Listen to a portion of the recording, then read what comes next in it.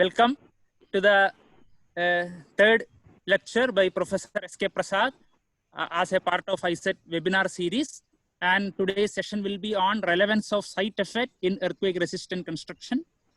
Happy to inform you that we have received registration from around more than 15 countries.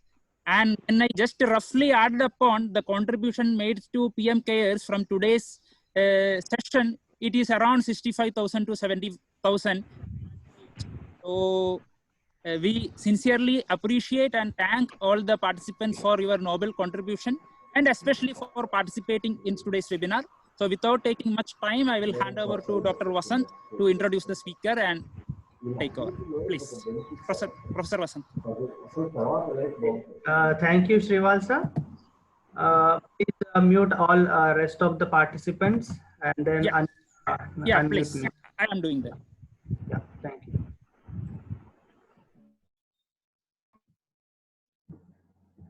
Yeah, done. Okay. Good morning, one and all. It is indeed my great pleasure to introduce you all today's speaker in the ISET webinar series, Professor S.K. Prasad. Professor S.K. Prasad retired as a professor in civil engineering at Sri Jayachandra Maharajendra College of Engineering in Mysore recently. He is having over 35 years of teaching and research experience. He had obtained his bachelor's degree in civil engineering from the University of Mysore, securing first rank in the year 1982. Subsequently, he graduated as a with master's degree in geotechnical engineering from Indian Institute of Technology, IIT Kanpur in 1985. And then he went to Japan for earning his doctoral degree from University of Tokyo, which he earned in the year 1996. He was a visiting assistant professor at Asian Institute of Technology, Thailand for January 2006 term. He had published over whopping 160 technical papers in national and international journals and conferences, guided over more than 70 master's theses and dissertations, and guided 3 doctoral students. He has completed several sponsored research projects from JSS, MAP, AICT, DST, and others. His area of research interest are mainly in geotechnical engineering and in the performance-based design. And today he has agreed to deliver his talk on relevance of site-specific or site effect on earthquake-resistant construction. So with this, I would hand over to Professor Prasad. Professor Prasad, please. Thank you very much, Professor Vasant. It's indeed an honor for me to be, delivering a lecture for ISET. And I sincerely have to thank all those responsible for that, Professor Ravi Jakka, Professor Srivalsa, Professor T.G. Sitaram, and everybody. We are in a situation when it's very difficult to do anything during this pandemic. And I noticed that webinar has become extremely successful. So I never had so much of knowledge about how useful a webinar can be. But over these days, it has become tremendously successful and many people are able to, build their knowledge, interact with people. So this is one of the positive effects of it. I have titled my today's lecture as Relevance of Site Effect in Earthquake Resistant Construction. I used to work for Sri Jayachandra College of Engineering at Mysore, retired in February. I have now been offered a job at another premier institution in Mysore called Vidyavardhaka College of Engineering, and I'll be taking over as professor and head of civil engineering from 1st of June in this college.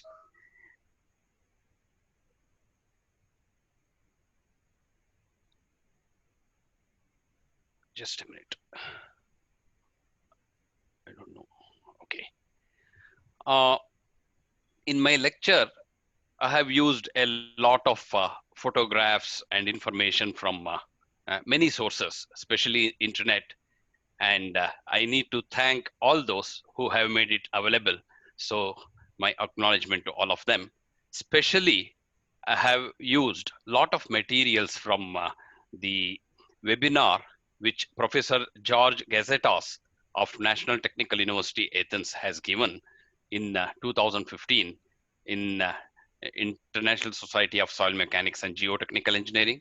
I also took materials from the presentation PPT material of Professor Fabian Bonilla of University of Paris. I need to acknowledge them. And basically, since it is to disseminate the knowledge, I feel happy to use these materials so that it becomes easy for communication.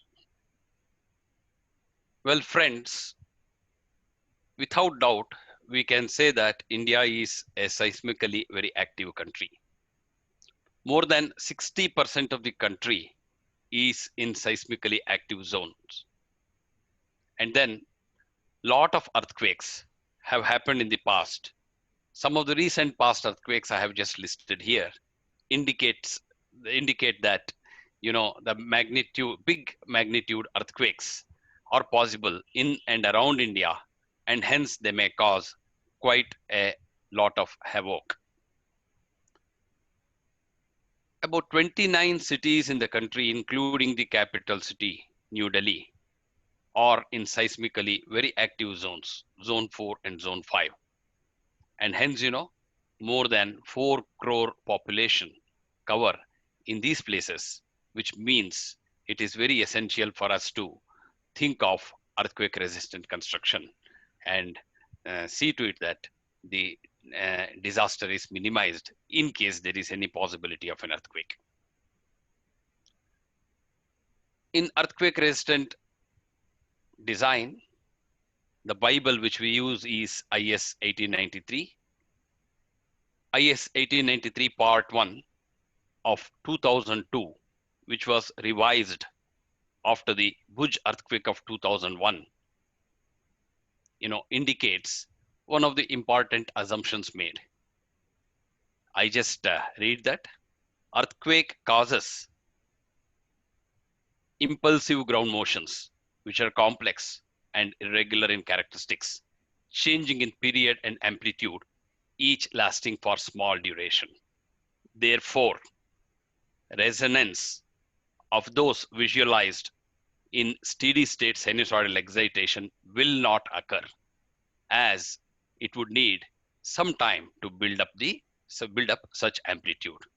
So one of the basic assumptions made is that there will be no resonance, because there is no possibility of the stresses being built over a long time, because it is all short duration one. We have a revised code now, 2016, and that also supports with some modification. I have just put those modifications in red. So it says, in the same way, earthquake ground motions are complex and irregular, consisting of several frequencies and of varying amplitudes lasting for small duration. Therefore, it says, usually resonance type phenomena does not occur. But, there are exceptions where resonance like conditions have been seen to occur between long distance waves and tall structures, please note, founded on deep soft soil. So that is the major difference which is brought out between 2002 and 2016 IS code. Beyond that, we don't have much of the information given in IS code with regard to site effect. What I'm going to speak in this class would be, or in this lecture would be, on the importance of site effect. Microzonation is one thing which allows, taking into consideration site effect. So microzonation is zoning a small area, okay, with respect to, studies related to earthquakes, where you consider ground shaking, liquefaction, amplification, ground motion, landslide effect, earthquake related flooding, so many things related with earthquakes. There have been microzonation of several cities which is already made. Some of them I have listed here, but most of them by research organizations. Very little effort has been done from the consideration of the design and use later. Well, friends, I have divided my lecture into following subtopics. So I start with a brief introduction. Then I talk about the site effect in some of the previous earthquakes. And then I talk about site effect and its importance. Then very briefly, we'll try to take up the analysis of site effect in layered soil and some of the work done by us with respect to consideration of continuous variation in the soil properties, and then how to determine the fundamental period of layered soil. I'll try to discuss. Well, for those who are registered now, I just saw the number of participants. I felt very happy. It's a combination of students, professors, researchers, and then practicing engineers belonging to different disciplines. So it's a wide cross section of everybody. So I just start with very elementary things and then go ahead. I'm sorry.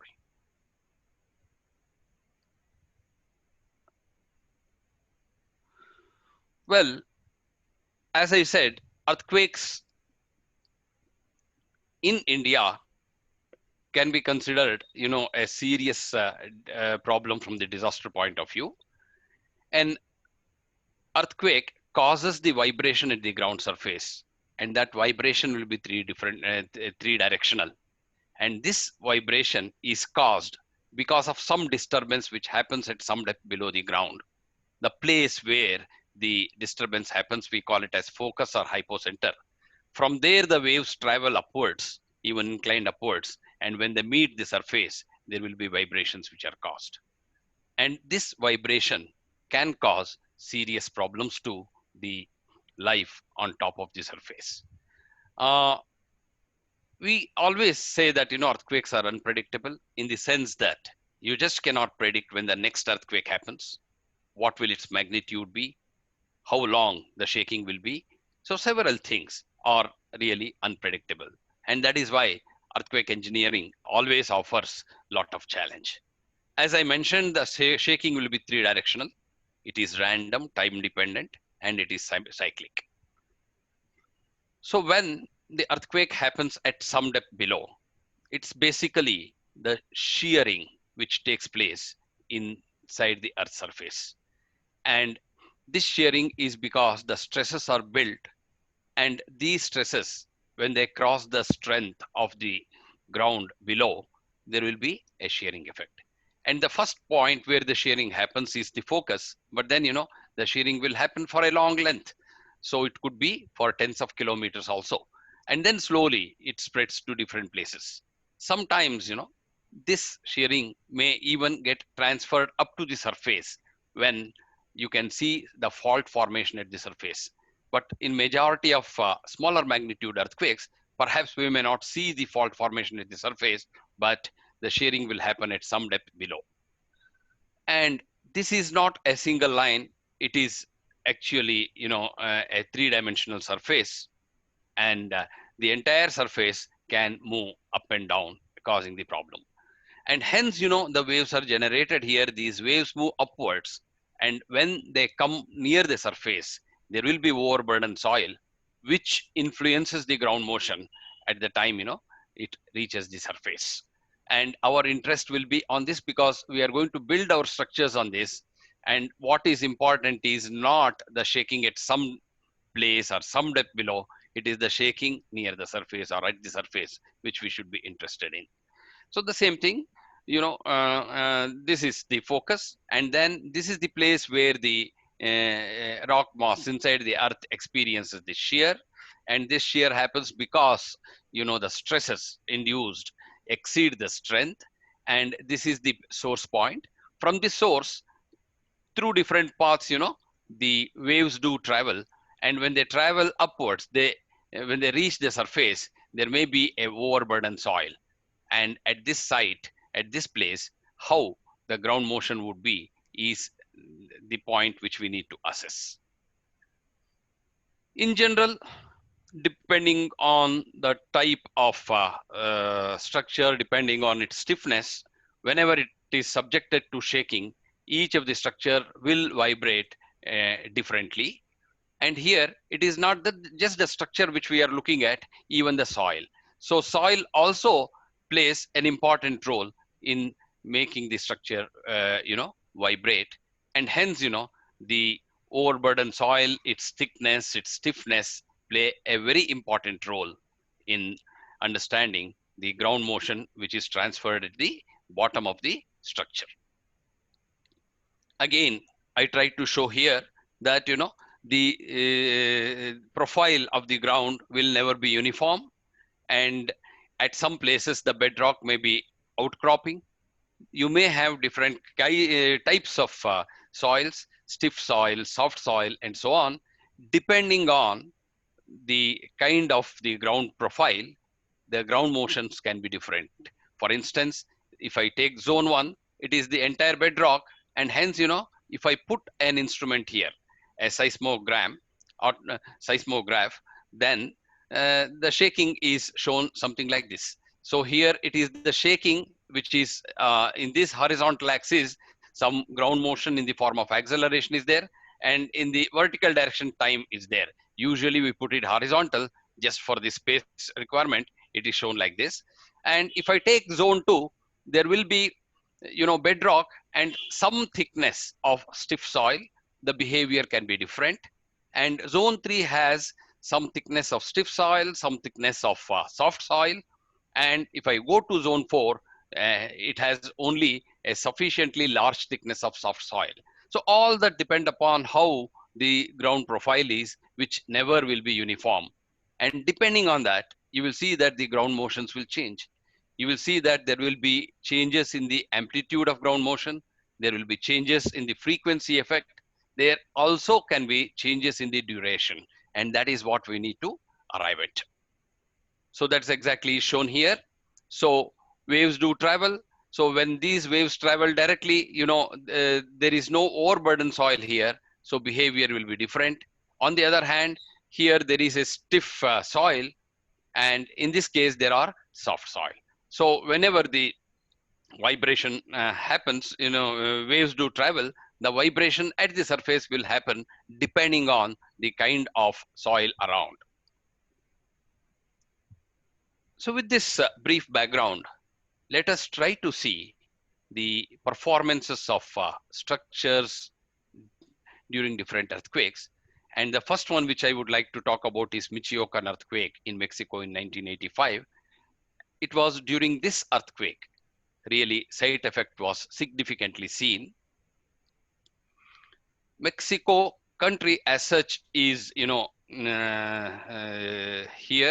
in, so it is the central part of America, and Mexico City is at the center, both, in the vertical direction as well as horizontally. So it is not near the sea, and all these western coast here is the fault zone. In fact, this plate, which is called Cocos plate, it actually tries to subduct into this plate, which is called North American plate. So continuously it is subducting at about 5 centimeters every year. And during that process, many big earthquakes do happen along this coast. So this place is called Michoacan, and one such earthquake happened in Michoacan, so in the year 1985, having a magnitude 8. So I'm talking about that earthquake. Interestingly, this point where the earthquake happened, this epicenter, is nearly 400 kilometers from the city of Mexico. 400 kilometers is a large distance, please note. City of Mexico looks something like this, surrounded all around by beautiful mountains. And this entire portion, there used to be a lake here at the center called Lake Texcoco. And the ground here is built out of volcanic ash. And it is one of the thickly populated countries, cities in the world. with maybe about 2.5 crore people living there. And it was first identified sometime in the year 1700 by the Spanish people. They lived there for about 100 years, and then slowly, so the locals took over, and it has a history of more than 300 years. So some of important historical structures are built somewhere here, and this is near the rock portion, and here there is University of Mexico, which is one of the esteemed universities in the world. And the characteristics of this earthquake are mentioned here. Happened in on September 19th at around 7 o'clock. This had a moment magnitude of 8, focal depth of 20. The entire country, and especially Mexico City, was affected. It showed a casualty of more than 19,000 deaths, almost all of them in Mexico City. And more than 30,000 people were injured, and about 2.5 lakh people were rendered homeless, and so on. After the earthquake, these are some of the pictures. Lot of fire accidents also happened. Lot of structures failed. Please note, I'm talking about Mexico City, which is around 400 kilometers from the epicenter. When you go away from epicenter, the effect of shaking reduces. And hundreds of kilometers away, there won't be much effect at all. So this is 400 kilometers away, and you can have a look at the failures. So a lot of structural, analysis can be made, and we can find out the fault with the structural systems also. But my focus here has been on the geotechnical aspect. So a lot of buildings failed. So interestingly, you can see here, this is a framed structure built for multi-floored car parking. This failed miserably, but opposite that, there is a older building made out of masonry construction, and that has survived. And here also, in the background, you can see that, this tower is erect, no problem at all. But this structure, a 21-storied steel frame office building, this failed miserably. And here also, a huge structure, it failed. But in the background, you see a classical structure, 44-floored Torre Latino Americana office building. It not only survived this 1985 earthquake, it survived the previous one, 1957, and the next one also, and it is still existing. Well, friends, let us try to see what exactly happened here. This is not to scale. There is no relation between the vertical scale and the horizontal scale. As mentioned, this is the place, this is Michoacan, where the earthquake happened. This is where the fault formation took place. This is where the shearing happened, and this is where the focus is. And interestingly, in the city of Michoacan, there were hardly any casualties, though the magnitude of earthquake was very big. I repeat, 8 magnitude earthquake at a focal depth of 20 kilometers. These waves traveled all the way, through the body of Earth for 400 kilometers, for nearly 400 kilometers, and reached here, Mexico City. So as I said, Mexico City is almost like, it is like a basin wherein you have soft soil for a thickness of 30 meters to 60, 70 meters here. So this is what is existing here. Interestingly, enormous amount of damage happened here. As I said, almost 19,000 people were killed, and more than 30,000 people were severely injured during this earthquake. If I just try to see the overall view of Mexico City, we can probably divide this into 3 zones. Zone 1 near the hillock, which we can call as hilly zone. And zone 3 is where the lake was there. Lake is now being dried up because of the requirements of the, managing the population. It has been completely dried, several tens of years back. Okay. This is the lake zone, which contains soft clay. and in between there is some transition zone. So I try to consider a lot of, this is a seismically active country, therefore they had a lot of instruments even in 1985. These are the places where instruments were there, which recorded the ground motion. But my interest will be one here and one in the soft zone, lake zone. So that lake zone part, is called SCT, whereas the, shaking which is recorded here is called UNAM. This is near the University of Mexico.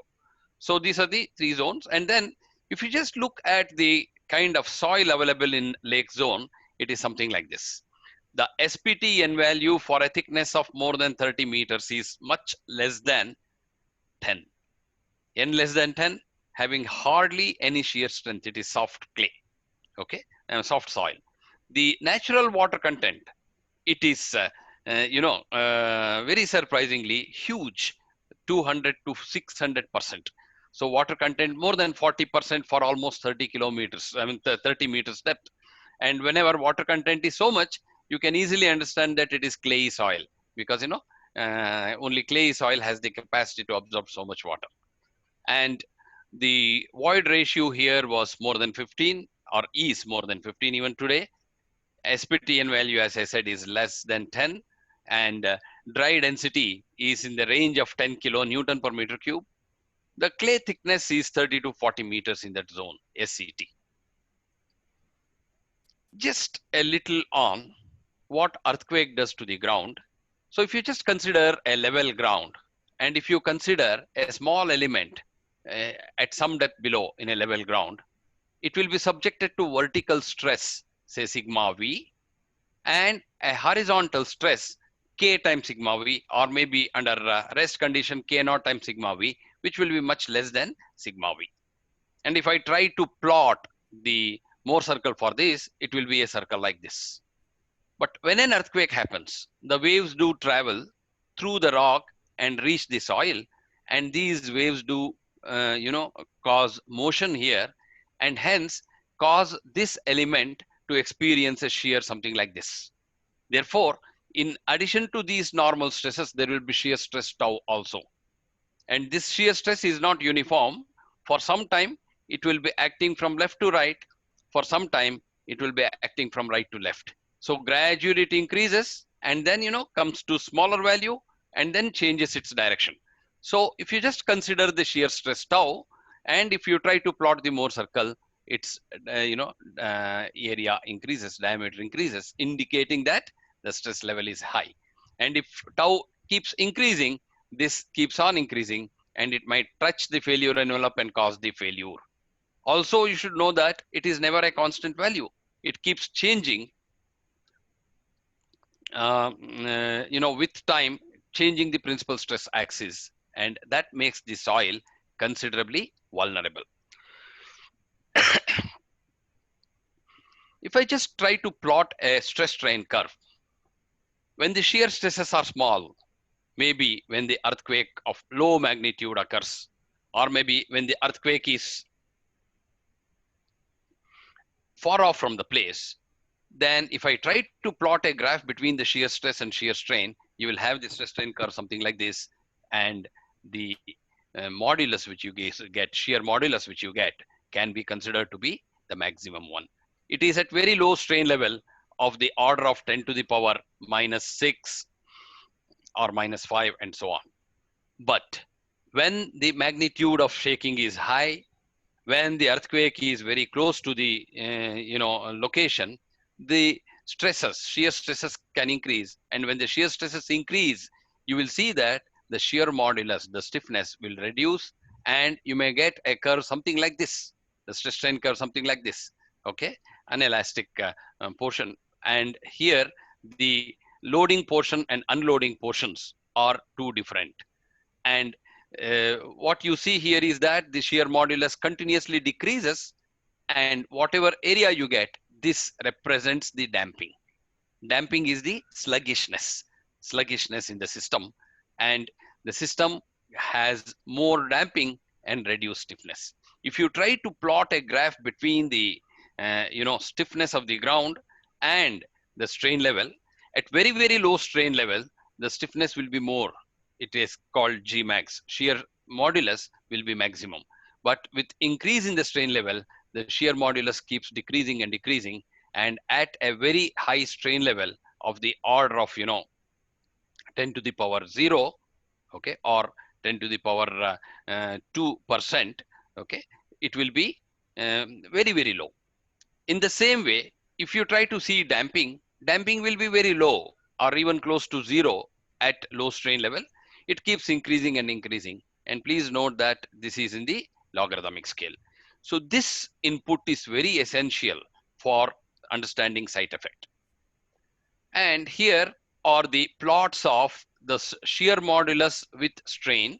So it is normalized shear modulus with respect to G maximum. And naturally, when at very low strain level, this value will be 1. Usually for most of the soils, it will be something like this. At around 10 to the power minus 4, you will see that, it will be about 60, 70%. And at about 10 to the power minus 3, it could be 30, 40%. Interestingly, for the Mexico clay, it continues and continues something like this, and then it will have a vertical drop like this. So it will be in elastic zone even at very large strain in the order of 10 to the power minus 3. The same thing can be seen in damping also. So damping will be around 4 to 5% at very low strain level, and it can increase to 15 or 20%. But in this case, the damping will be very low for almost up to 10 to the power minus 3, and it suddenly increases beyond. So that is the kind of soil which we have here, and it is soft clay. I go back to the behavior at the ground surface at 2 different places. So for making it easy to understand, I have only considered UNAM and SCT. So during this 1985 earthquake, at these 2 places, the instruments recorded the ground motion. And if you look at UNAM record, please note it is in the hilly zone, just at the foothills of the mountain here. Then this University of Mexico lies, and here the level of acceleration was 0.04 g, that is approximately 0.4 meter per second squared, and level of velocity was 10 centimeter per second.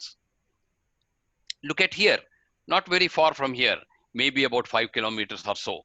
So this is on soft clay. So this is called lake zone, and this I have called as lake zone. And here, look at the acceleration level. So acceleration level is 0.19 g, which is almost 2 meter per second squared. Look at the velocity. Velocity is 60 centimeter per second. So in a small zone, why so much is the difference? So both of these are at about 400 kilometers from the place where the earthquake happened. So in about 4 or 5 kilometers, you can see this drastic difference in the values of ground motion, whether it is acceleration and velocity. Please note that UNAM is located on the rock side in the hilly zone, whereas the SCT portion in lake zone, it has got something like 40 meter thick soft clay. So the ground motion shown is something like this. So my interest is in UNAM and SCT. You can see the ground motions. So here hardly any amplitude.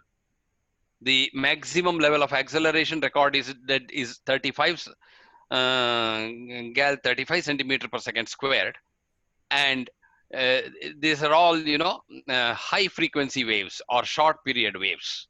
On the other hand, at SCT, these are long period waves, and the maximum value recorded was 170 centimeter per second squared, or 170 gal. In Japanese terminology, centimeter per second squared is termed as gal. And at the epicenter, level of acceleration was, peak acceleration was 150 gal, or 150 centimeter per second squared. So in lake zone, it was much more than even in the epicenter. Same thing is shown here.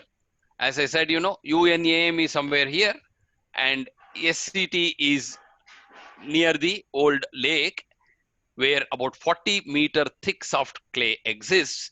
And this is the kind of ground motion you can see. You can see the variation. This is around 35 centimeter per second squared, whereas this is around 170 centimeter per second squared. SCT lies here, UNAM is somewhere here, and UNAM is in the foothills of the mountains here, whereas SCT is in the lake zone. So same thing is shown here. Only additional thing is, the epicenter 400 kilometers away from Mexico City, the peak value of acceleration is 150 centimeter per second squared.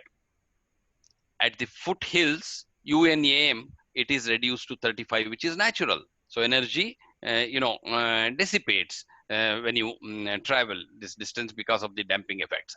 Somewhere in the middle, at this place called Ticalco, it was found to be 18 centimeter per second squared, much less than 35. But very interestingly, in Mexico City, just about 5 kilometers away in the central portion, where the thickness of clay layer is about 40 meters, 35 to 170 centimeter per second squared, the amplitude increased. Not only that, the frequency also decreased, or damping, rather the period increased. Long period vibration, causing huge amount of displacement. So this is how the situation was. The bedrock was something like this. It was outcropping near the surface at Mexico University Place in UNAM. But at SCT, the thickness of the overburden was about 40 meters. If you try to plot the response spectra for this, for the different ground motions, it would look something like this. This is for SCT. Interestingly, it will have a peak, okay, at about 2 seconds. On the other hand, UNAM looks something like this. Its first peak is at, around 1 second or less than that, which means, generally it is the high frequency waves which are situated there. So if you just consider the soil here to be of uniform type, please note that it's very hard to get very uniform soil. For simplicity, if you just assume this to be of uniform type, and if you say that the stiffness of the soil, which is measured by shear wave velocity as 80 meters per second, and then you can find out that the period here by this simple equation will be 2 seconds. So the natural period of this soil is around 2 seconds. Natural frequency of this soil is around 0.5 hertz. If at all you have any vibration, external vibration caused by earthquake in this zone, there is a likelihood that it might cause resonance. So you can, by the fundamental dynamics, you can try to find out the amplitude automatically. Because of the resonance effect, the amplitude of vibration will be large at the surface compared to at the base. You try to find out the displacement at the surface as a ratio of displacement at this depth, and it will be large. And you can simply show that it will be around 12 when you consider it as a single degree of freedom system, which indicates that if you have an acceleration of, let us say, 0.1 g here, that gets amplified to 1.2 times g near the surface. That's the kind of amplification you can expect if you consider a homogeneous soil. So the understanding, therefore, can be that in Mexico, because of this Michoacan earthquake, the waves vibration happened, and these waves, because of high magnitude, 8 magnitude earthquake, these waves traveled for 400 kilometers. They had very low amplitude when they reached Mexico City, but unfortunately, there is soft overburden of almost 40 meters, 50 meters thickness, and hence whatever vibrations happened at the base, that got amplified sufficiently, causing huge amplification in the ground motion and at the surface, and hence a particular type of structures which were also having their natural frequency close to it suffered miserably, causing so much of damage and so much of casualty. Let us go to the other earthquake, Loma Prieta earthquake in 1989 in USA. So that is another popular earthquake. And this earthquake had a magnitude of around 7, focal depth 18 kilometers, maximum intensity around 9. And this was in California. Loma Prieta epicenter was somewhere here, about 90 kilometers from San Francisco. And San Francisco is here. It is that Bay Area, and this side is Oakland. These two are connected by the famous bridge, San Francisco Bay Bridge, which runs for about 8 kilometers, which is again shown here. There is also in between, you know, one island, Erba Island or so. So our interest now is in this Oakland city, where the total casualty here was something like, you know, 63 people died. 63 people died. More than half of them died on this freeway. So this freeway, you know, it runs throughout California, and in Oakland City, at particular location for a distance of about 1 to 2 kilometers, the you know, freeway experienced failure. Lot of people talked about the structural defects also.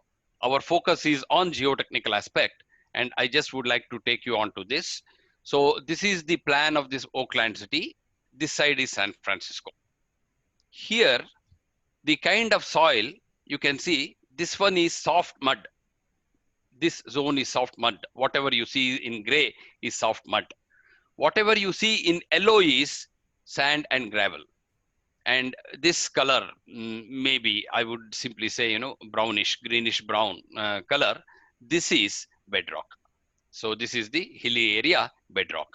You can see the levels of acceleration here, ground motion, acceleration with time. Wherever bedrock is there, the level of acceleration is small. On the other hand, wherever there is soft mud, the level of acceleration is enormous. There is also frequency content, which cannot be seen very clearly here. And this highway, it runs through several kilometers in better soil, and unfortunately in soft soil for a distance of maybe about 2 kilometers. Or this entire zone where it is resting on soft soil, the structure failed. Cypress Freeway failed over this entire zone. So that is exactly what I have tried to show here. This comes somewhere here. This is that zone which I am talking about. And over this entire zone, the failure happened, indicating again that it is the soft soil which is responsible for causing enormous level of acceleration, amplification in the ground motion. And if the structure tries to, is put on such ground, automatically these are transferred to structure also, and hence the damage can be considerable. Very quickly, I take you on to this earthquake, which happened in Japan in 1995. It's called Hyogo-ken Nambu earthquake. So this earthquake had a magnitude of 6.9 again. It happened on 17 January in 1995, exactly 1 year back. 17 January 1994, there was an earthquake in USA, California, called Northridge earthquake, which killed about 62 people or so. But unfortunately, this earthquake killed more than 6,000 people in Japan. The Japanese were feeling very ashamed that, you know, so much was the casualty. Well, the main island, Honshu Island, is like this. The place we are talking about is Kobe, very close to Osaka city. And this is Kobe city. The epicenter was centered in this island called Awaji Island. Now, this Awaji Island is connected with the mainland by a beautiful bridge, Akashi Kaikyo Bridge. There are many man-made islands also here. One is called Port Island, another is called Rocco Island, and so on. My interest is in this coastal region where huge amount of damage happened. So damages were in the form of, you know, buildings falling. There were different kinds of structural failures, soft story collapse, several things. And even this elevated road for almost about a kilometer, 630 meters or so, it failed. And even in the coastal area, the quay walls experienced a lot of damage.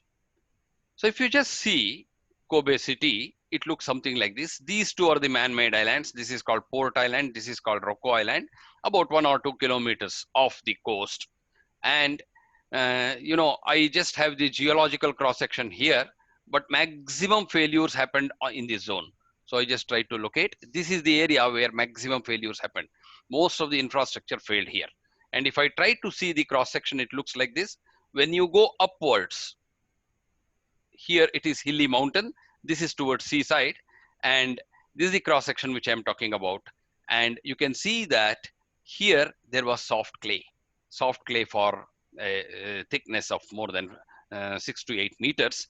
Also, in this place. And hence, all the damage happened in this zone only. This is close to the sea.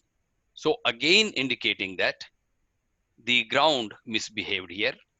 Ground experienced amplification in the ground motion, and hence the structures founded on them were not in a position to take that amplified shaking. Now I take you on to the Bhuj earthquake. These were the data which we analyzed after the Bhuj earthquake. In fact, we had been to Gujarat and several places mainly to study the geotechnical aspects of this earthquake. Our focus was on earth dam and also on the harbor facilities. But here I have done we had a simple calculation in Ahmedabad city. So this earthquake happened on the Republic Day 19 years back. 7.7 magnitude was the earthquake of Bhuj earthquake. Focal depth was 16 kilometers and approximately about 20,000 people were killed. And this earthquake even today is considered one of the important milestones, because after this earthquake, studies related to earthquake resistant construction increased. Emphasis on the earthquake engineering really was made from here, and everybody, academicians to politicians to researchers to general public, got the awareness. Here what I'm going to talk about is Bhuj city is somewhere here. Somewhere here. The epicenter of the earthquake was very close to the Bhuj city, and my interest is in Ahmedabad city, which is almost 250 kilometers away from the epicenter. And in Ahmedabad city, as per the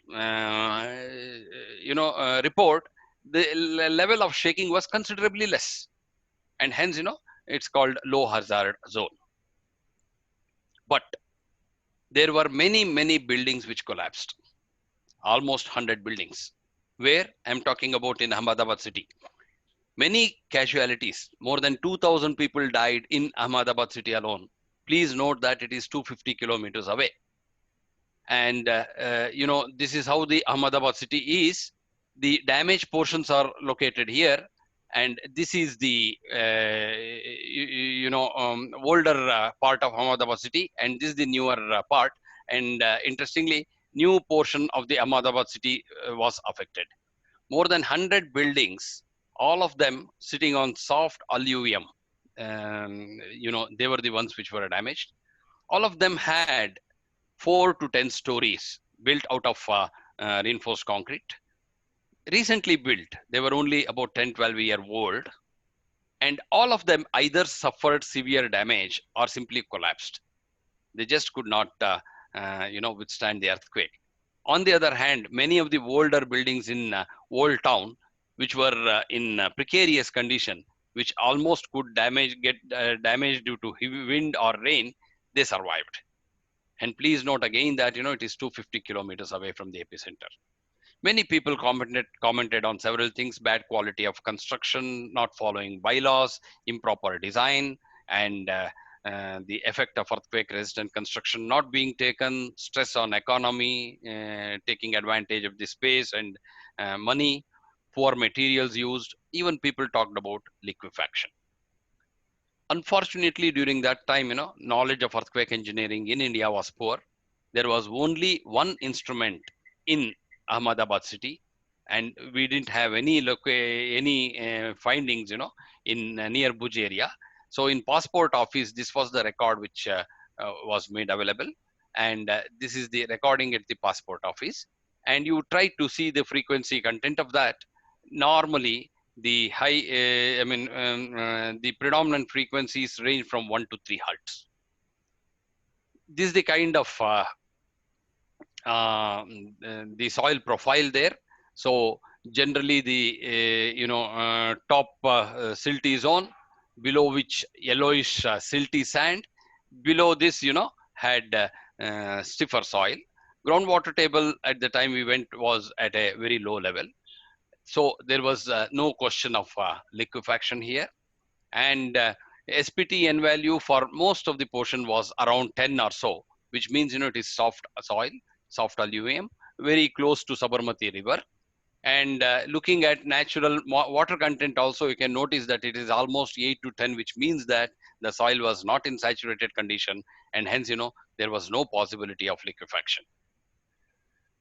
When you do analysis, when you try to find out how much is the ground amplification, we used simple shake program and one-dimensional wave propagation theory we used, and accordingly we found that the predominant frequency of the earthquake was in the range of 1 to 3 hertz, and the natural frequency of the ground was also around 3 hertz. Based on the shake analysis, we got this. And if you take 3 to 7 storied building, they also will have the first mode frequency in the range of 3. Therefore, our inference was that, in fact, there was double resonance, you can say. So it was very close to resonance, causing maximum amount of displacement or stresses. Plus, the level of amplification found from shake was 19 times. 19 looks maybe a little crude. It might not be 19 because it is not realistic one-dimensional analysis. But if it is, let us say, 19 times, if the level of acceleration at the ground, at the base is 0.1 g or 1 meter per second squared, it can rise up to 19 times more. So that means, 19 meter per second squared, 2 times g, which is a huge level of amplification. So perhaps, the ground in that place suffered sufficient amount of amplification, and there was near resonance causing the failure of more than 100 such structures. Those which were only one storied perhaps did not experience that resonance, and somehow they managed. This shows the recording in Christchurch in New Zealand during that 2010-2011 earthquake. There were a series of earthquakes, 11, 12. All of them had focal depths of around 5 to 11. So this one was on 22nd February 2011. You can see the levels of acceleration. So this length maybe is about 5 to 8 kilometers. And within that, you have the peak acceleration 1.62 g. You have peak acceleration here 0.13 g variation. And all these variations can be attributed to the variation in the geological condition. So is the case here in San Francisco. After the Loma Prieta earthquake, lot of instruments were put, and one of the aftershocks showed the readings. So this length, this distance is only about 1 or 1.5 kilometers. This is rocky area, and this one is near the beach, and this one is on a artificial fill. You can see the readings. So this is in the rocky area, level of acceleration less, and this one is on the artificial man-made land, so which is reasonably dense, but this is in the beach dune sand, huge amount of amplification. So in just 1 kilometer length, you can see the changes in the levels of acceleration at different places. I'm trying to show all these things to make you understand that at different places you can get different levels of acceleration which have been authentically proved. Here again, after the Loma Prieta earthquake, people decided to instrument the entire area because they knew there would be many aftershocks, and that is also a seismically very active zone. So downhole array of accelerometers were placed at different depths, and at the top soft alluvium is there, and then a layer of gravelly soil, below which sufficiently stiff soil. So they had kept the instrument, and one of the aftershocks recorded the accelerations at different depths. You can notice that at different depths, the levels of acceleration are different. This is at the surface where the amplitude of acceleration is more. Okay. So very quickly, if you സംസാരിക്കാൻ see വേണ്ടി any record, I just hear some crosstalk here. May I request everybody to please mute? Okay. If you see any record of the ground motion, okay, that is definitely influenced by what happens at the source and what happens during its path of travel, and most importantly, what happens at the site. So you just try to assume that, you know, at the site the response is linear in most of the simple cases, and then the source effect as well as path effect remain the same at the station where it is recorded. So if we are thinking, let us say if the recording station is somewhere here, the effect of the path, effect of the source will not have any effect, we'll say, will not have any change. So the site effect plays a very, very important role. From the focus, these waves travel. Predominantly it is the shear waves, and when they travel through the rock mass, and then they travel through the overburdened soil. Normally this overburdened soil will be in layered fashion because of the geologic origin, and usually the lower portions will be in a dense state compared to the upper portions. And when these waves travel, they see the change in the properties, and hence there will be considerable change in the impedance, and hence, you know, there will be reflection, refraction, there may sometimes be even scatters and deflections happening, and hence these waves will have multiple reflections, refractions till they reach the ground surface. And at the ground surface, new waves due to the boundary conditions are generated, that the surface waves, the Rayleigh wave and Love wave, and all these result in causing the amplification in the ground motion. And it's very, very important to identify how much is the level of amplification. This is what is to be determined from the design point of view, from the point of view of earthquake construction. That's what is to be seen. And also, please, you should realize that when these waves travel through the soil, there is vibration created in the soil, and because of that, the stiffness and the strength of soil is likely to reduce. And that's what I have tried to mention as degradation. And we need to authentically identify what is the level of this. Only if you are able to find out these two, you will be in a position to realistically find out what is the level of acceleration at the ground surface. So that's what I said, you know, the waves do travel. Refraction is just the opposite of refraction in light. In light, you know, denser to rarer zone, always, you know, the refraction will be away from the normal. Here the refraction will be towards the normal, because, you know, these waves travel at faster rate in denser zone rather than in the rarer zone.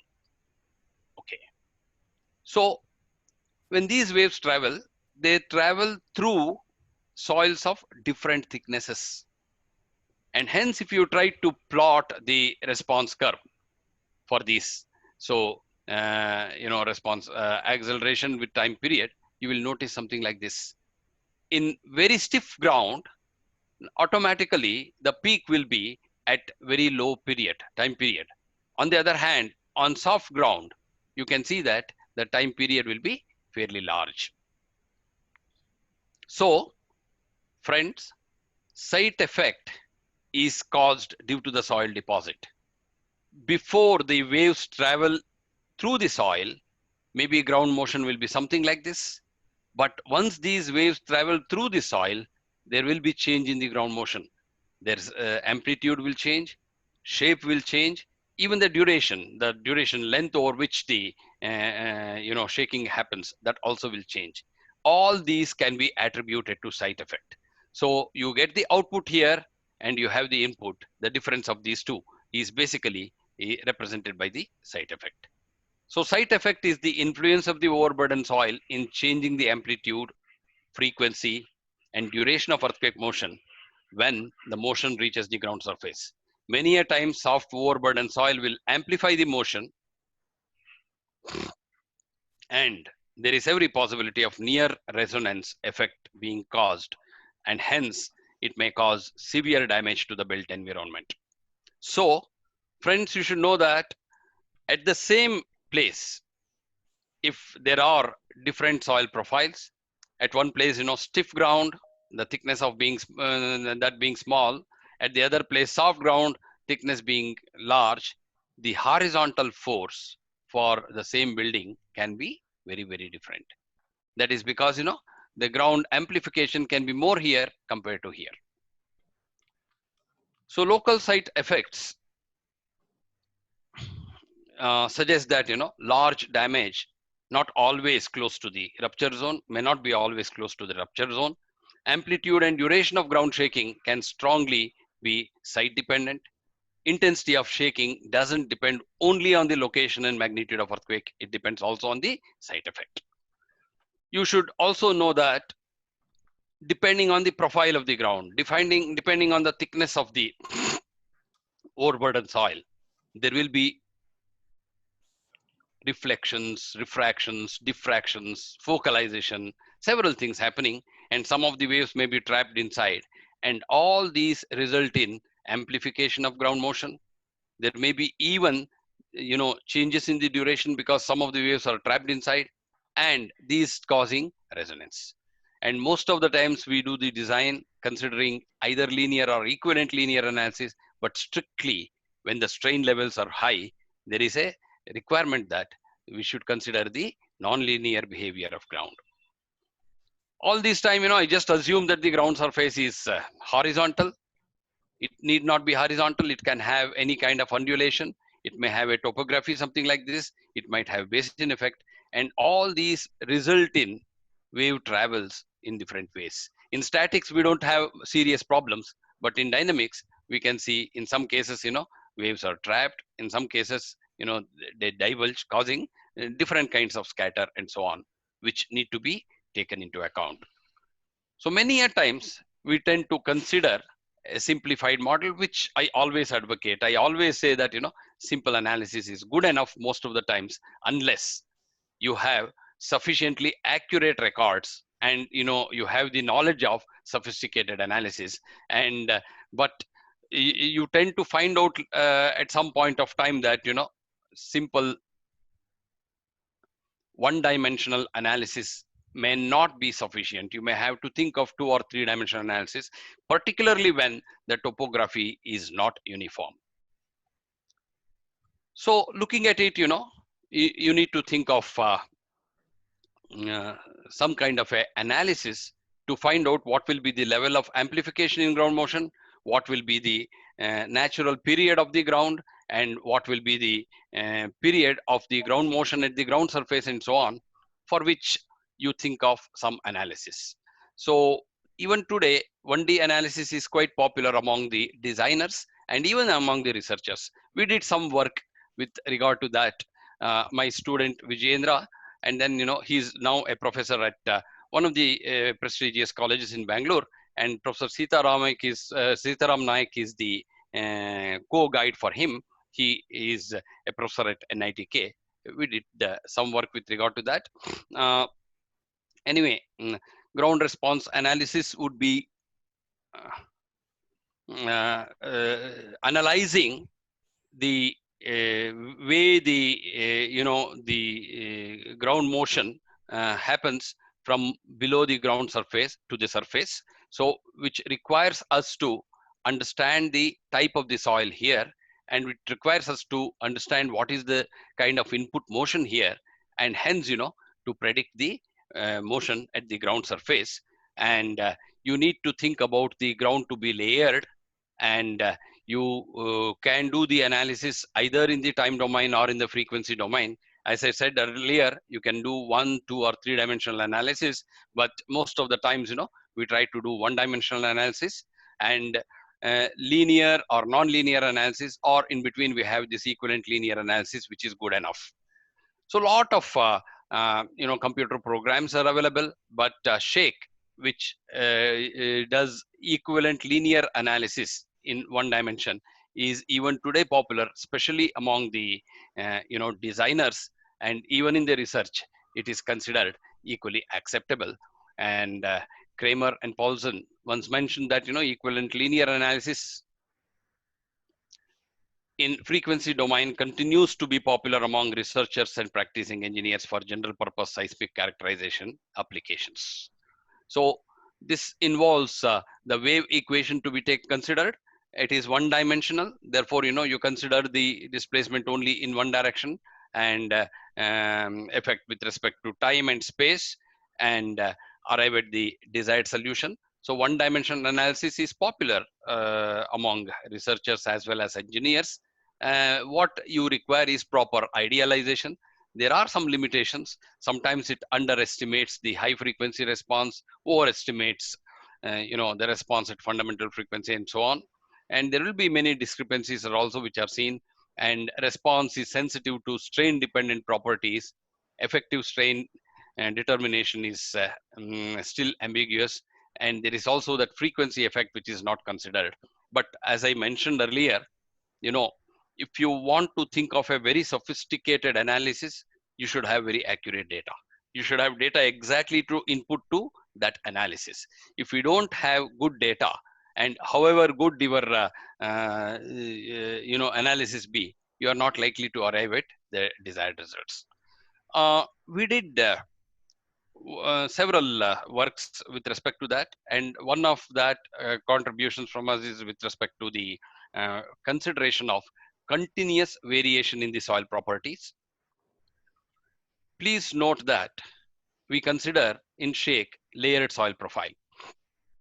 I would be taking another 5-6 minutes. Is that okay? Okay.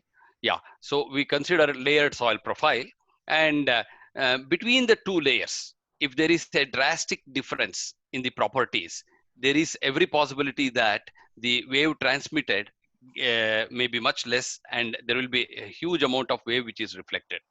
In actual practice, if you consider geologic origin, there may not be exact layer difference like this. There may be good transition between these two. Therefore, we are overestimating and the amount of transmitted waves which we consider is much less compared to the reflected wave than actual, which was mentioned by several researchers. And here also you can clearly see that it is in one of the sites in Tokyo Harbor called Shin Ota site. This is the downhole survey recording. The recording shows a very smooth variation. There is exactly, there are two different layers of soil here. And if you consider the transition between these layers also, there is a smooth transition. And that can be seen in the other properties like shear wave velocity, SPTN value also. There is a smooth transition. Only in the filled up zone, you can see some scatters. This is, fine contents. You can see the scatters mainly in the filled up zone.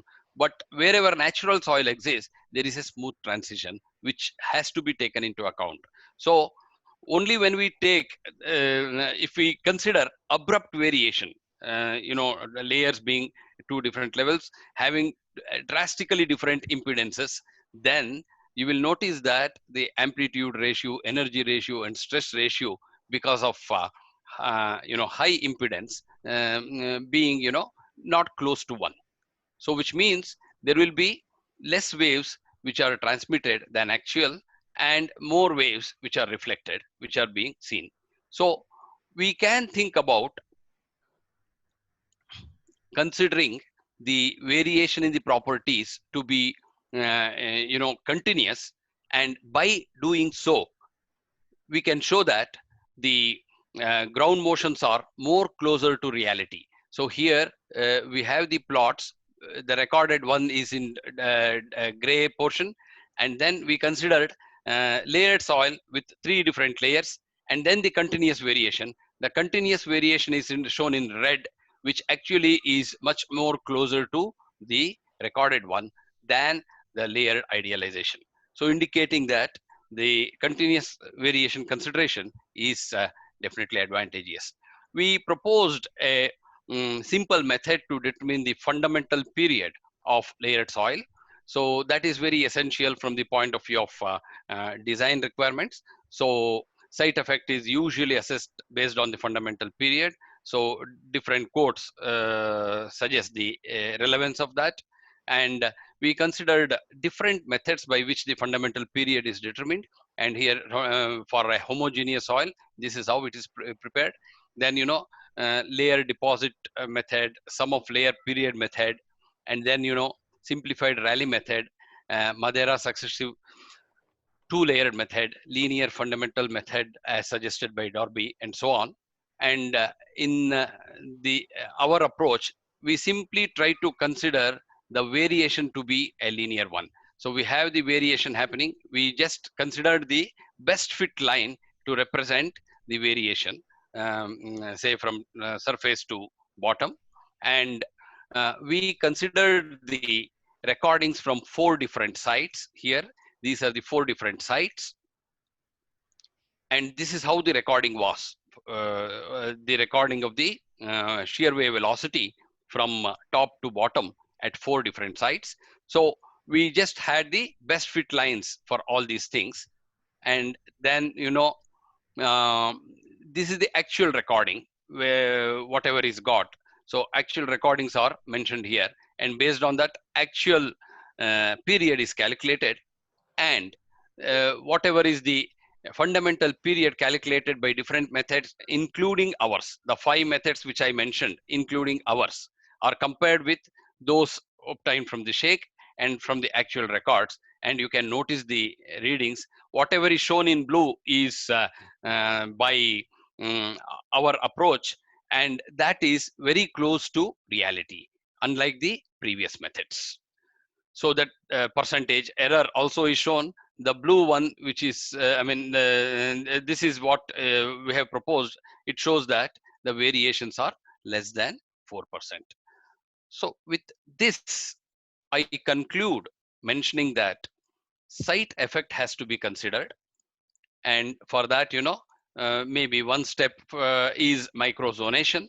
But if at all you have very important structures, so you need to consider site effect. And from the point of view of design offices, even one-dimensional wave propagation theory is good enough. You can think of doing the analysis by equivalent linear method, something very similar to Sheikh method.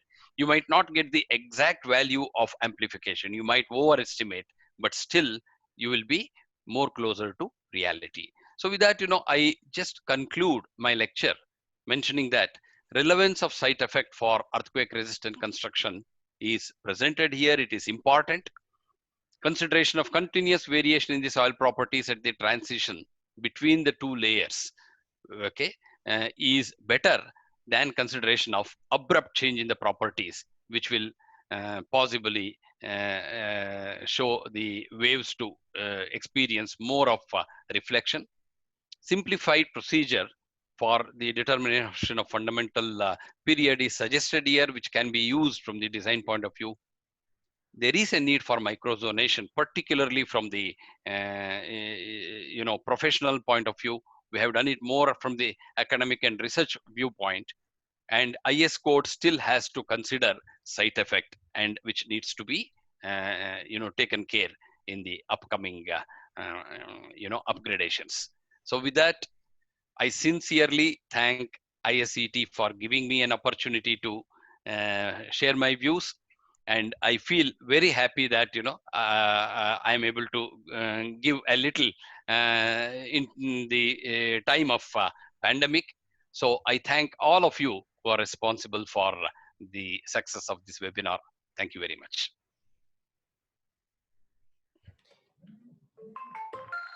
Thank you, Professor Prasad. It's really wonderful lecture and very informative and illustrative.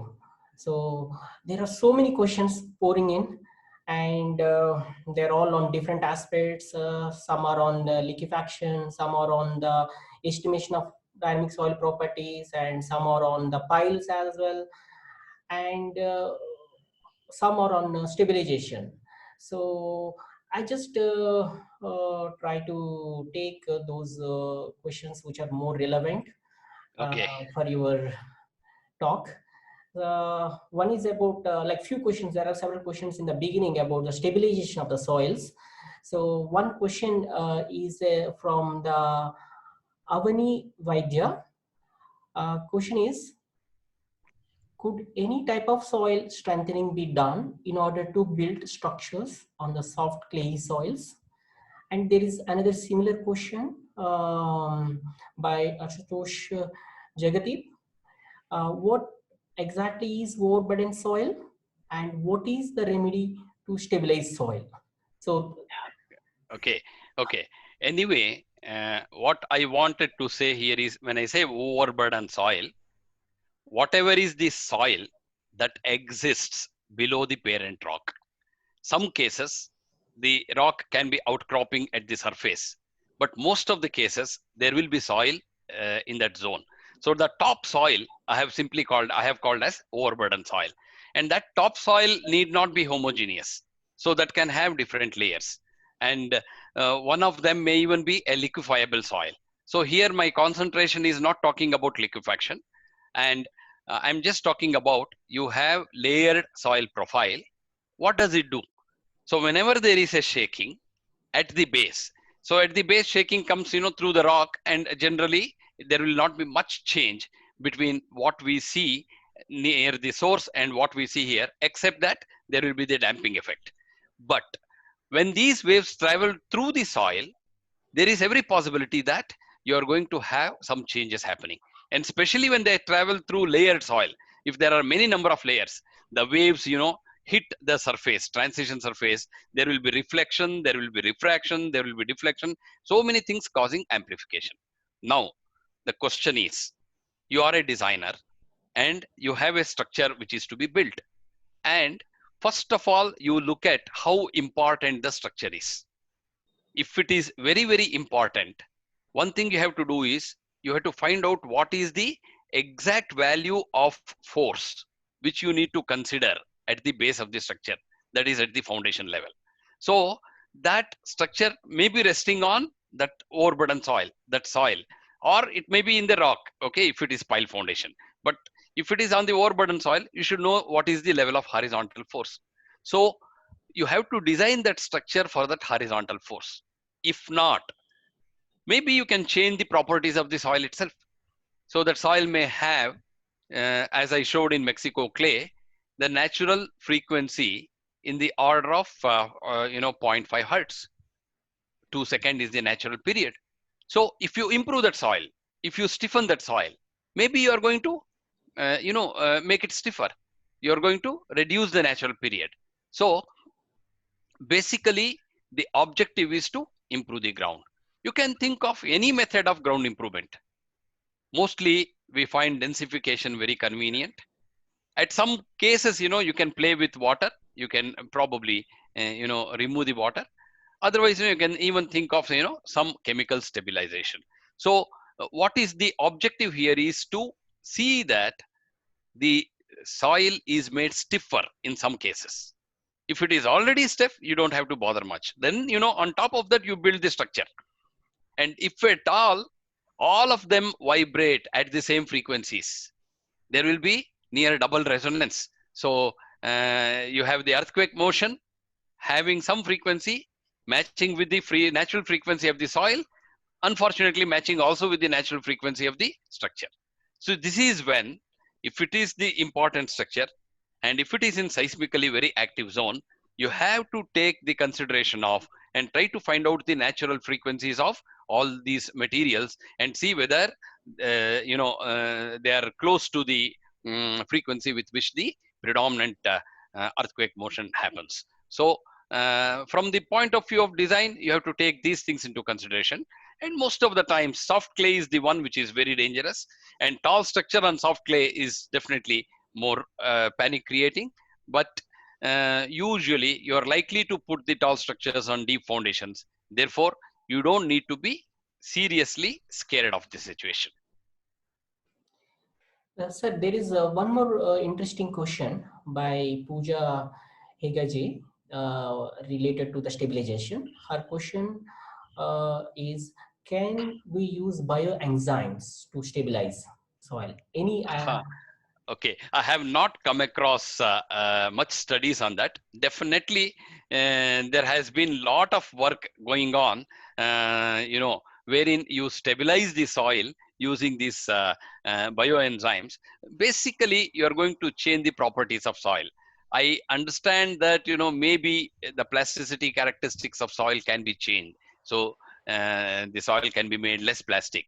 And then, these bioenzymes occupy the void space. Therefore, the soil gets densified.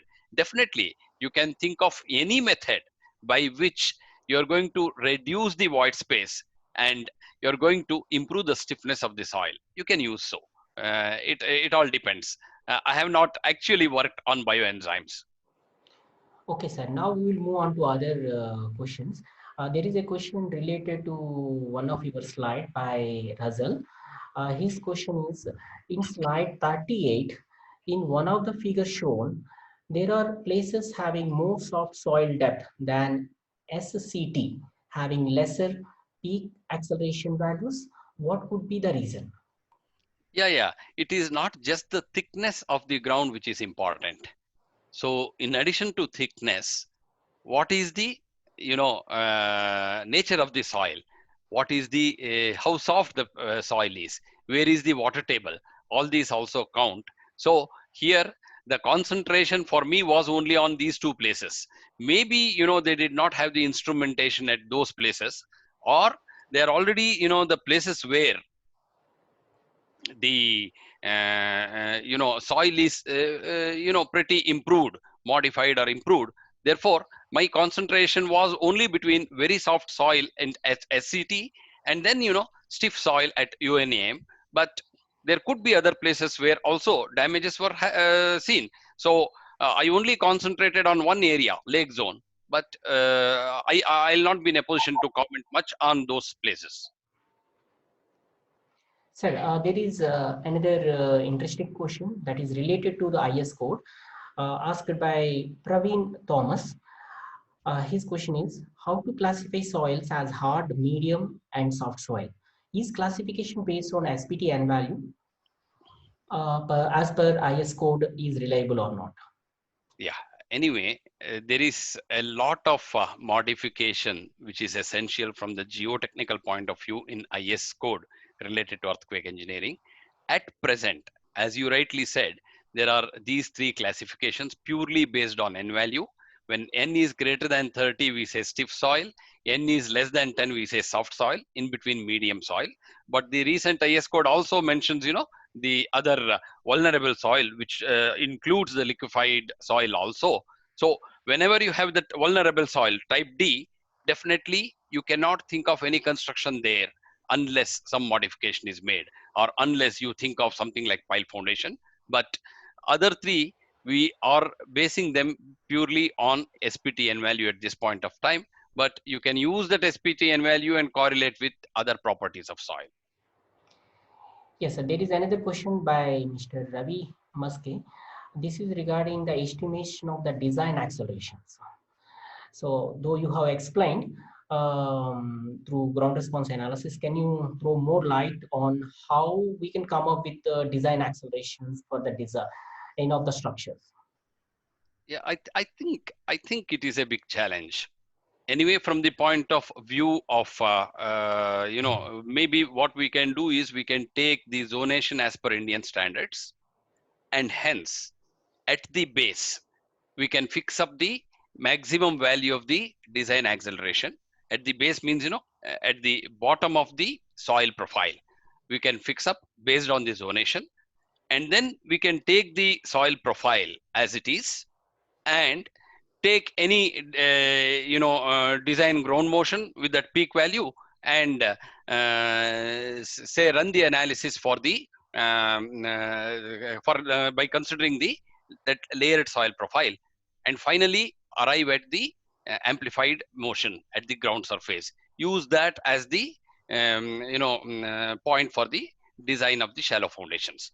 And if it is deep foundation, maybe we don't have to bother. We will take the foundation deeper, especially if we take it up to the hard rock. But then, most of the energies are transferred at the base. Therefore, you don't have to bother about the site effect.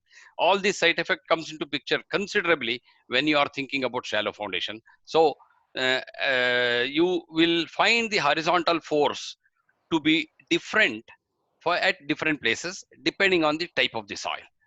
Whereas, the macro level zonation is shown in IS 1893, and this micro level ones have to be done by considering the simple analysis what I suggested using equivalent linear analysis for layered profile.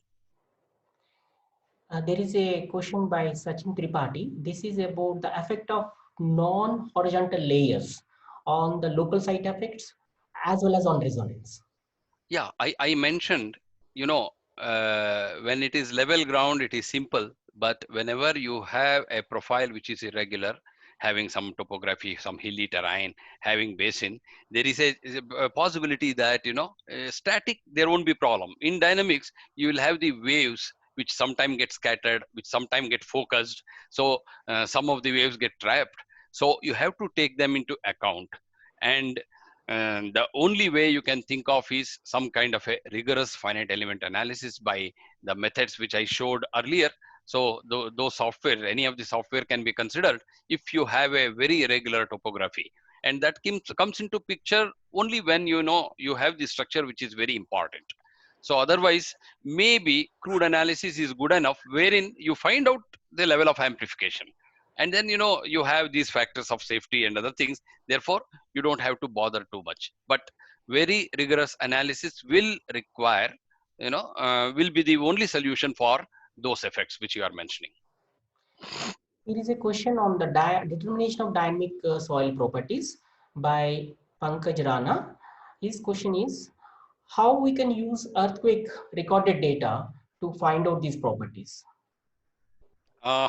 Anyway, you find out the soil properties by different means. One is by the element tests in the laboratory. Other is by, the tests conducted in the field. Or maybe you use, the static recordings, the regular recordings like SPT and value, CPT, and so on. So you can think of any of the methods. And definitely one of the important things, as I showed there, required is, the shear modulus G, then the damping effect, and the level of strain, which is assumed to be reached at that point.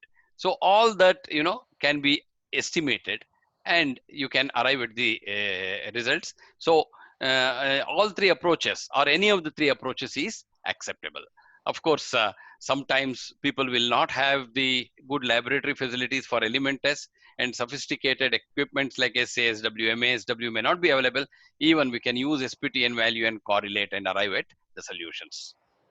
Okay. Another question by Shubham Kashyap. This is related to the ground response analysis. His question is, where we should apply the ground motion, to which layer basically? Okay. If I just understand, the best thing is, basically, you may have the ground motion available at the surface also. Use that record and try to correlate what is the ground motion at the base. So what is required is to determine how much is the amplification at the ground surface with respect to bottom. So you may have the ground motion anywhere. Finally, what is to be applied is at the base of the foundation. So you need to know what is the horizontal force at the base of the foundation. So you try to record what is the level of ground shaking at the base of the foundation. Okay, sir. There is another question by Sisla Sai Teja. His question is, sir, what about the inelastic attenuation in soft soils? You have mentioned amplification due to refraction and reflection, etc. Can you please provide insights if de-amplification occurs due to increase in damping of the soft soil? Actually, one of the means by which de-amplification happens is liquefaction. So the moment the ground liquefies, there is no possibility of the shear waves to travel. Therefore, there will be de-amplification seen. Whenever there is de-amplification, you will always notice that the period will become large. Therefore, the displacement will be considerable, but the level of amplitude of acceleration may reduce. So de-amplification definitely will happen in soft soil due to the damping effect also. And one special case is liquefaction. So you can take that into consideration. Okay, sir. There is another question. This is related to the, again, ground motion asked by Raj Prabhu. What would be the input motion for site effect techniques? There are several ground motions available across several databases. What would be the difference from the ground motions available and input considered in one-day site-specific soil analysis? Anyway, that requires overall analysis.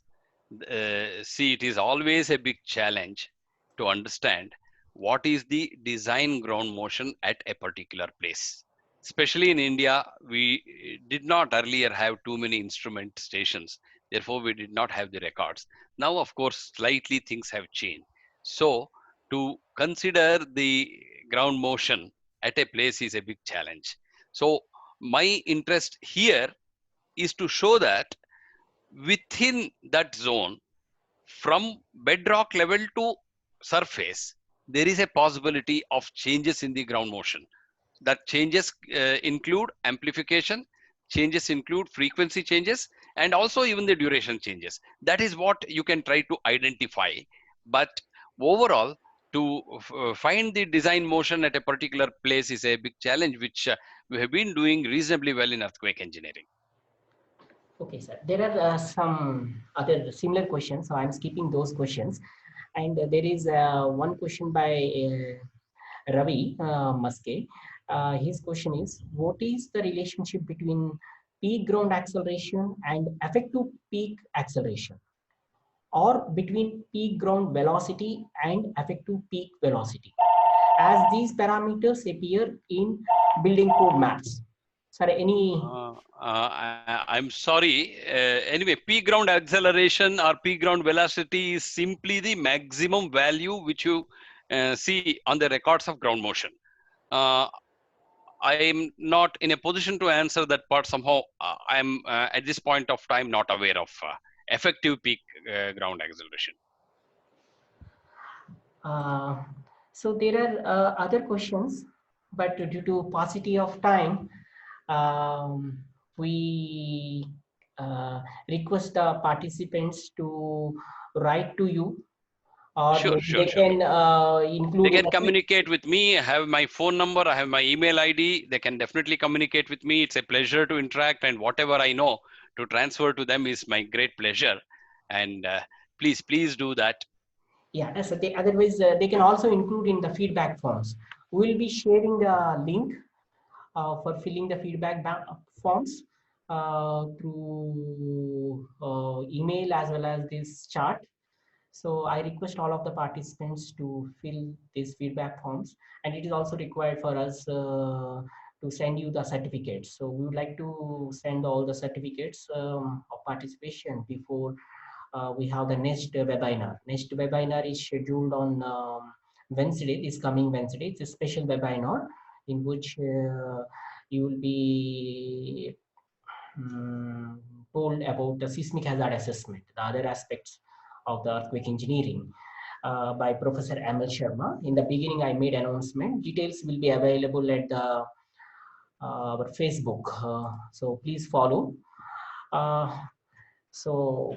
We came to the end of our today's webinar. We are very thankful to Professor S.K. Prasad for kindly accepting our invitation and delivering such a very informative and useful lecture to all the participants. And we thank Professor Vasant, Professor Srivalsa, Professor S.K. Professor S.V. Dinesh, and Dr. Sushil Gupta, who are the members of our webinar committee, who are continuously providing support in organizing these events. We are also thankful to Professor T.Z. Sitaram, President ISET, who is the who provides the constant encouragement and guidance to all of us in organizing these events. And last but not least, the participants who are encouraging us by participating hugely in our webinars. And we also thank the participants for contributing to PM's Care Fund. and some participants are contributing not just 100 rupee nominal fee, but more than that. One participant, he contributed 10,000 rupees to ISET, to PM's Cares Fund. So his name is Professor Chandan. Sorry, his name. Sorry. Sharad Joshi. Huh? Sharad Joshi, right? Yeah, his name is Professor Sharad Joshi from. So he's from. I'm sorry, like he. Yeah, he's Professor Sharad Joshi from KLE Institute of Technology, who donated 10,000 to PM Cares Fund. Thanks a lot for hugely contributing in the national building. We salute you for your initiation, and once again, thanks to everyone who helped directly or indirectly in conducting this webinar successfully. Hope to see you all in the next webinar on the coming Wednesday. And I am handovering the session to Professor Vasant and Professor Srivalsa if they would like to add any comments. Anyway, from my side, I just would like to thank every one of you, Professor Vasant, Professor Ravi Jekka, Professor Srivalsa, and everybody involved, and in general, ISET for the great job you are doing. Thank you very much. I enjoyed making my webinar presentation. Thank you, sir. Thank you, Professor S.K. Prasad, for the wonderful presentation.